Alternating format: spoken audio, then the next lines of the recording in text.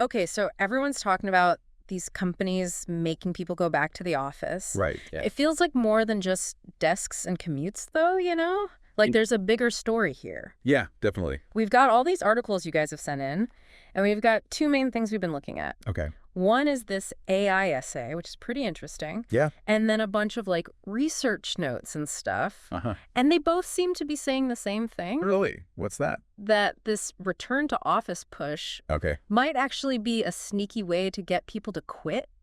Oh, interesting. Like instead of announcing layoffs, Mm. they're just hoping people will choose to leave. So it's like a back to normal policy, Yeah. but with a hidden agenda. Exactly. Like, are companies really trying to pull this off? Well, we do have some pretty high-profile examples. Right, cool. Well, Amazon's a big one. Right. They're requiring everyone back 5 days a week starting January 2025. Oh, wow. And a lot of employees are not happy about it.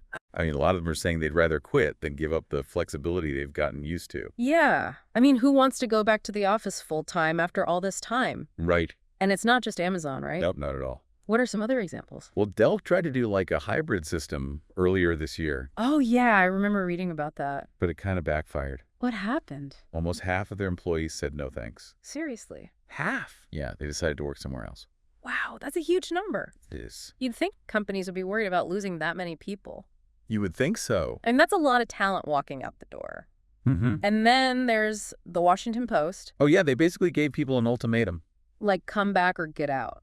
pretty much. So it really does seem like some companies are banking on employees leaving It seems that way. rather than adjusting to these new policies. Yeah, and both of our sources say this isn't just like a one-off thing. It's a trend. It's a trend, yeah. So why should people care about this even if they don't work at one of these big companies? That's a good question. Because this could really change the game for everyone, right? Absolutely. Yeah. If these big companies can get away with this strategy, Yeah. it could become the new normal. I mean, for the past few years, workers have been pushing for more flexibility. Mm-hmm. And now it feels like companies are trying to push back. It does, doesn't it? It's like a power struggle It is a power struggle. about who controls the future of work, the Exactly. companies or the employees. It's a big question. And if companies start using RTO to get rid of employees, Yeah, what does that mean for all of us? that's what we need to figure out. I mean, it might seem like a win for companies at first. How so? Well, they're saving money on severance packages and they're avoiding bad press. Okay,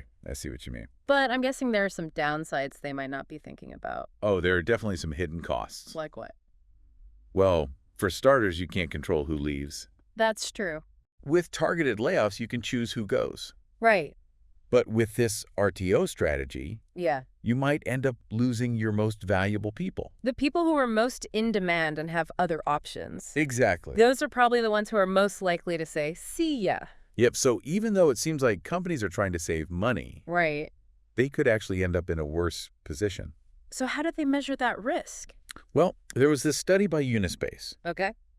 and they found that 42% of companies with strict return-to-office policies Uh-huh. had a much higher turnover rate than they expected. So they're not just losing people, they're Yeah. losing the wrong people. The ones who can easily find another job, Yeah. those are the ones who are most likely to leave. Makes And that creates another problem. which is It becomes a nightmare trying to recruit new talent. especially when everyone's offering remote or hybrid options these days. Exactly. Who wants to be stuck in the office 5 days a week? Right. When they could have more flexibility somewhere else. It's a tough sell. So it really hurts their ability to attract top talent. Does. I mean, that same Unispace study found that almost a third of companies are already having trouble hiring. Because of their return-to-office policies. Wow, so you've got people leaving, Mm-hmm. and then you can't find good people to replace them. It's a recipe for disaster. It definitely sounds like it would create some tension in the workplace. Oh, absolutely. What about the people who decide to stay? Yeah. This whole thing must be pretty demoralizing for them, too. It definitely impacts morale. I mean, when employees feel like they're being manipulated into quitting, Yeah, it creates a toxic work environment. it does. And even those who stay are going to feel resentful and less productive. For sure. So you've got this potential talent drain, Right? difficulty hiring new people, Yeah. and now you've got a morale problem. Among the employees who are left. It doesn't seem like a sustainable strategy. It really doesn't. But I'm still stuck on something. What's that? These companies are smart. Yeah. They know all of this. Mm-hmm. So why are they pushing so hard to get everyone back in the office? I think it comes down to control and flexibility. It's like we were talking about earlier. Exactly. Companies are used to being in control. Right. And this whole shift towards employee autonomy, Yeah. it feels like they're pushing back against it. Yeah, like they're trying to regain some of that control. It feels like they're risking long-term success Cool. for a short-term fix. How so? Well, they might save a little money now, Okay. but what happens if they lose all their best people Mm-hmm. and they can't attract new talent? Right. They might end up in a worse position than if they had just done things differently in the first place. It's a gamble for sure. And a risky one. It is. Okay, so we've laid out these individual company stories, Yeah. and it looks like they really are part of this bigger trend. A bigger trend. So let's connect this back to you. Okay. What does it mean for you? If this becomes the standard way of doing business, That's a great question. what happens if your company decides to implement this same strategy? One we need to explore more deeply, for sure. Yeah, let's do that. Okay. Let's talk about the broader implications of this trend All right. and what you can do Mm. if you find yourself in this situation. Sounds good. Yeah. It's not just individual companies we need to be thinking about. Okay. This trend could have huge implications for society as a whole. So zoom out for me. Okay. What kind of ripple effects are we talking about? Well, think about who benefits the most from remote work. Okay. It's often people with disabilities, Right. people taking care of family members, Mm-hmm. people who live in rural areas, Yeah. or people who just have really long commutes. Makes sense. If RTO becomes a way to shrink the workforce, Okay. these groups are going to be disproportionately impacted So we could actually be taking a step backward in a lot of ways. in terms of inclusivity and accessibility. Exactly. And there are economic consequences too. Oh, wow. Remote work has helped revitalize a lot of rural areas and small towns. I hadn't thought about that. But if companies force everyone back to the office, Yeah. those areas could really suffer. So this is about more than just where we work then. It is. It's about communities, Mm, the economy, yeah. all kinds of things I hadn't even thought about. It's a lot bigger than just like your individual desk. Right. It's a complex issue with a lot of moving parts. And it makes me wonder about innovation. What do you mean? Well, if everyone is forced back into the same old office environment, Yeah, could that actually stifle creativity and new ideas? that's a great point. Like we were just talking about how remote work has kind of forced companies to be more creative, Right. to come up with new ways to collaborate and communicate. We've seen all kinds of new tools and processes emerge in the past few years. So going back to the office could actually put a stop to that. It could definitely slow things down. So there are downsides for companies Mhm. and for employees. It seems like a pretty short-sighted strategy. It really does. I think companies need to be a lot more transparent with their employees Yeah, about what they're doing definitely. and why. Like if they're really concerned about collaboration and culture, Mm-hmm. there are better ways to address those things. Right. It's not black and white. Yep. Companies need to be more thoughtful about this For sure. and consider all the possible consequences. They need to remember that employees are people with lives and families. Yeah. This isn't just about numbers on a spreadsheet. Right. Forcing people back to the office Yeah. when they don't want to be there. Exactly. It's not going to create a happy or productive work environment. It's going to make things worse. It comes down to respect and trust. It really does. And companies that prioritize those things, Yeah. they're going to have a much easier time attracting and keeping good employees. Even in this crazy job market. So if you're listening to this Mm-hmm. and you're worried that your company might be going down this road, what should you do? First of all, stay informed. What do you mean? Pay attention to any announcements or policy changes. Okay. Talk to your colleagues. See how they're feeling about it. Exactly. There's power in numbers. And don't be afraid to speak up. Right. Advocate for what you want. Exactly. Yeah. If you value flexibility Mm-hmm. and the ability to work remotely, Yeah. let your company know. You have a right to do that. You do. And if your company isn't willing to listen, Well, then you have options. there are plenty of other fish in the sea. That's true. Mm. Employees have more options than ever before, Yeah. and companies need to get on board with that. It has to be a two-way street. It does. Both sides need to be flexible For sure. and work together to find solutions that work for everyone. We've covered a lot of ground here, We have. from individual company examples Mm-hmm. to the broader implications of the future of work. But there's one last piece of this puzzle we haven't really talked about. Okay, what's that? What about the ethics of all of this? Ah, that's important. Is it even right for companies to use RTO as a way to get rid of employees? That's a really important question. It raises all kinds of concerns about transparency I and fairness Yeah. and just basic respect for your employees. It feels very sneaky and underhanded. Yeah, like they're saying they're doing this for collaboration Right. and company culture. hmm What they're really doing is trying to cut costs. And avoid the bad PR of layoffs. Exactly, and that lack of transparency. It creates a lot of mistrust and resentment. It does. It can damage a company's reputation. Yeah, and make it even harder to attract good people in the future. Exactly. So even if it's legal, hmm it might not be the best approach.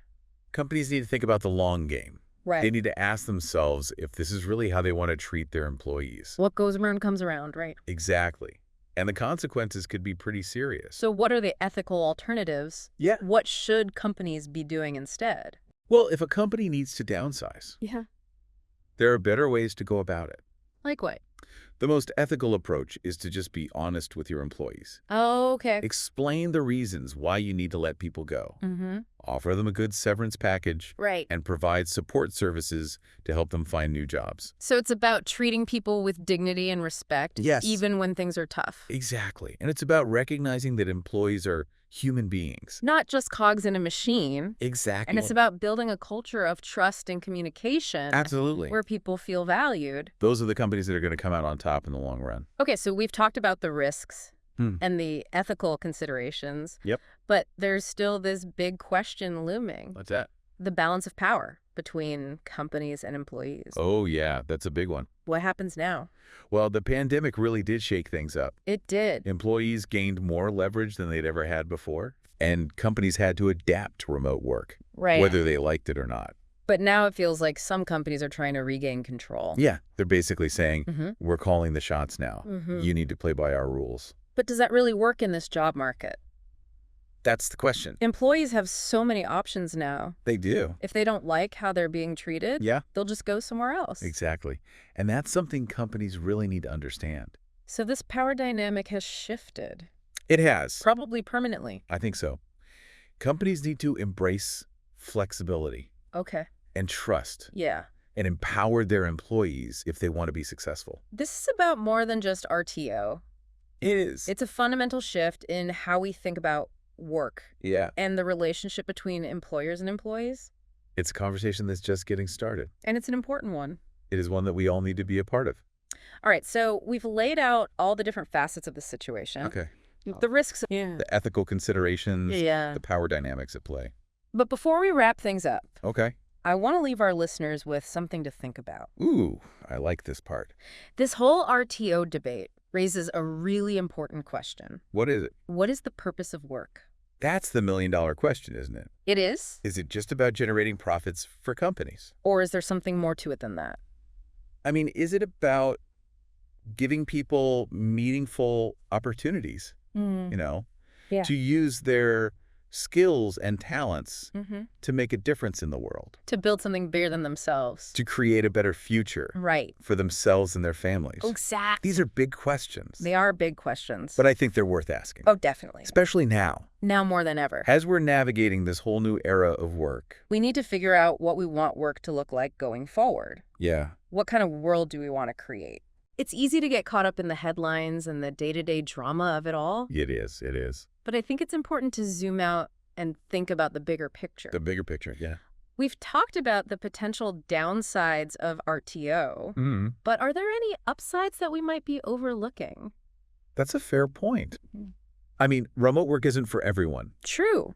Some people really thrive in an office environment. I get that. They miss the social interaction, Yeah. the energy of being around other people. There's definitely something about brainstorming with colleagues in person Yeah. that sparks creativity in a way that's hard to replicate online. And for some industries, in-person collaboration is absolutely essential. Oh, yeah, of course. Like healthcare, manufacturing, Mhm. performing arts. I mean, those fields require a physical presence. Exactly. It's not about saying that one way of working is better than the other. No, not at all. It's about finding the right balance Right. and the right approach. For different industries, different teams, and different individuals. And that requires open communication, Yeah. flexibility, Mhm. and a willingness to experiment and adapt. To figure out what works best. And it means being aware of the potential consequences of our decisions, Absolutely. both for individuals and for society as a whole. We've got to think about the big picture. We do. This isn't a simple issue. Nope, it's not. There are no easy answers. But by having these conversations, Yeah. asking tough questions, And challenging assumptions. we can hopefully create a future of work that works better for everyone. So you've heard our deep dive into this RTO trend. Now it's time for you to do your own deep dive. That's right. What does all of this mean for you? Think about it. What do you value in a workplace? What's important to you? And what kind of future of work do you want to be a part of creating? Thanks for joining us.